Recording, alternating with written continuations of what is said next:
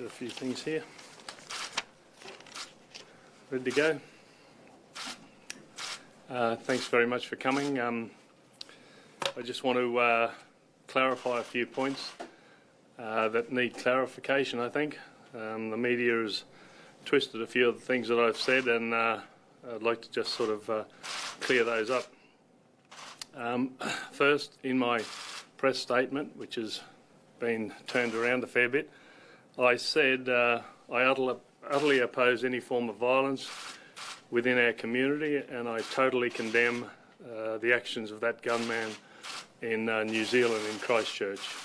I'll be very clear about that. What people took out of context, I think, was that in that same press release I said that countries that allow large-scale Muslim immigration invariably have escalations in crime, violence and terrorist attacks.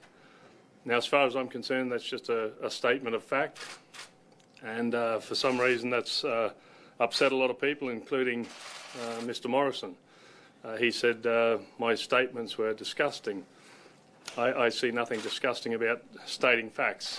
In this country, as far as I'm concerned, we have freedom of speech, or we should have, and if I make a statement of fact, then I shouldn't be condemned for it. The thing is that Mr. Morrison himself is a bit hypocritical. His government is funding the Palestinian Authority. He's also funding the Pakistanis. These people, both these governments are supporting terrorism on a large scale. Pakistan sends their suicide bombers to India to kill innocent Indian civilians, and the Palestinian Authority use money for pay to slay, and they go into Israel and slaughter innocent civilians there. So it's a bit hypocritical calling me out, Mr. Morrison, and when your government is using taxpayers' money to fund those terrorist countries. So at the same time that this tragedy was occurring in New Zealand, there were people in Nigeria, 20 Christians, pretty much on the same day, were slaughtered by Muslim terrorists. In the last 30 days, there's been 122 terrorist attacks by Muslims on innocent Christians and other civilians in 21 different countries, killing 859 people. There's been deafening silence from Mr. Morrison and from the media on those points. Yet he's over there hugging Muslim leaders and commiserating, which is fine. That's what we should be doing. But what about thinking about the other people who are being slaughtered on a industrial scale? I think that that needs to be highlighted, and I'd like to see the press highlighting the fact that these things are happening on a daily basis. My comment regarding the countries that allow large-scale Muslim immigration suffering terrorist attacks, that's a fact. We only have to look at the United Kingdom, at France, Belgium, Germany. These countries are under attack the whole time by Muslim extremists. So what I'm saying is that we should be stopping Muslim immigration. It's not good for this country, and all we're going to do is go straight down the same road as those other countries.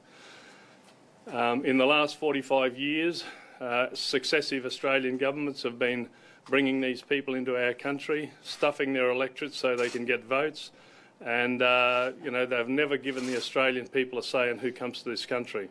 I brought a bill into Parliament a couple of months ago that would give the Australian people a say in not only how many people come to this country, but who comes to this country.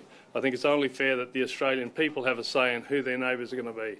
It's all okay for politicians who live behind their high fences and don't have to rub shoulders with these people, but the people in the street who are being attacked, like we see in Sydney and Melbourne and here in Brisbane to a certain extent, I think they need a say in who comes here.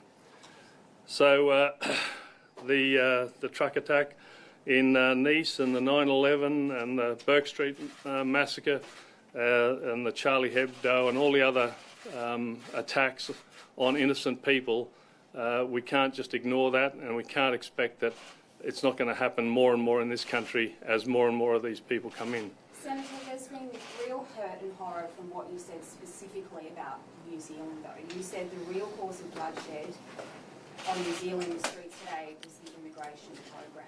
Do you have any empathy for the victims and their families from that shooting? Absolutely, I do. Absolutely, and I condemned it. Totally condemned it, and I will continue. There's no place for that sort of violence in any civilised society. Unfortunately, that sort of violence is already here. Usually it's being perpetrated by the Muslims attacking the infidels, the Christians. However, in this case, in this particular case, do you see how those comments that could be called hateful speech? I don't think it can be called hateful speech if I state a fact. That's not hate speech, you know. I mean, everyone likes to label everything hate speech, but stating a fact is not hate speech. But you have to accept that this looks like victim shaming. It looks like you're shaming the victims. Yeah, well, whatever it looks like, all I'm saying is that I'm stating a fact. When you bring lots and lots of Muslims into a country, violence escalates, terrorist attack escalate. That's a fact. That's a fact. I mean, there's 52 countries in this world that used to be Christian, Hindu or Buddhist. They are now Islamic states. And the only thing that's happening to the Christians, the Hindus and the Buddhists is they're being slaughtered by those people. I don't think the average Australian person wants that to happen in our country, and I think it's a really good time to try and highlight the fact that this is the road we're going down. He's not Muslim. He's not Muslim. He shot Muslims. That's right. That's right. I'm just saying that the Muslim influence in the country escalates violence. So they deserve to be shot. No, that's your words. Of course, I don't believe that they deserve to be shot. Senator, why did you choose the same day, though, to issue the press statement? Well, the press statement, I condemned the person and I condemned the violence. But it was the same day that 50 people were killed. Was that? Well, I condemned the violence. I condemned that. That was pretty clear in the press statement. I utterly condemn the violence against anyone. In the statement, you use scripture down the bottom, but what about the premise of blessed are the peacemakers? Say again? You use scripture, particularly from Matthew, at the bottom of your press conference, but from the same book is blessed are the peacemakers. Sure, and I would love to see peacemakers, but unfortunately this world's not like that, and right now the Muslim influence in this country and other countries, we're not seeing peacemakers, we're seeing violent criminals. But isn't your statement antagonistic? I wouldn't have thought so. If I state a fact, I can't see that that's antagonistic. Why did you attend a gun show yesterday, Ipswich? I'm a shooter, and I'm a. Was that an appropriate time to? Well, I'd already accepted an invitation to go to that gun show, so I was quite happy to go to. Politely decline that invitation. Yeah, no, I was happy to go to that. Why would I want to decline that? But given what has just happened, wasn't that an inflammatory thing to do? People can be inflamed if they like. It's entirely up to them. I'm happy to go to the things that I accept, the invitations that I accept, and that was one of them. But obviously the police had to be called out to protect you. Well, the police were there, yeah, because, I mean, there were some crazy kids there who have been influenced by the left-wing media, and none of them probably read the press release. They just listen to what is said on the media, and then they react, and as they do with, you know, like the kids with climate change. Didn't you once think maybe this isn't a smart thing to do, I should back away? No, I don't usually back away from things that I'm happy to do. More than 1 million Australians have signed a petition asking for you to be removed from Parliament. Are you feeling the heat now from the public? No, everyone's entitled to their opinion. 1 million people from Australia. I'm not sure they're all from Australia, but yes, 1 million people have signed the petition. However, quite a lot of people have told us they're happy for me to stay where I'm at. Aren't you worried? Lots and lots. So 1 million have signed, but how many have told you? Oh. Is there a number? I have no idea what the number is. Quite a lot. So 99.9% of the majority of the population are saying they want you out, and you're saying some people are saying you should stay in. I'll let them decide at the ballot box. You know, that's a fair place to do it. You know, if they don't want me there, then they're happy. They can vote me out if they like. Aren't you worried though that your comments are going to incite further incidents? You know, polarising people, further attacks. Aren't you worried that there's some dog whistling that's going on here? No, I think it's just highlighting the fact that when you have Muslim immigration, you have violence and you have crimes like this idiot's done the other day. and we don't need any of it, from either side. So I'd, much prefer to live in a safe society and not have to walk through bollards to go up the street and have to look over my shoulder like the poor people in Burke Street did. Young Zachary Bryant, for instance, the 3-month-old who's dead now, and Talia Haken, a 10-year-old. They'd much prefer to have a peaceful society, as we all would. Senator, children died in the shooting, those families, Mm-hmm.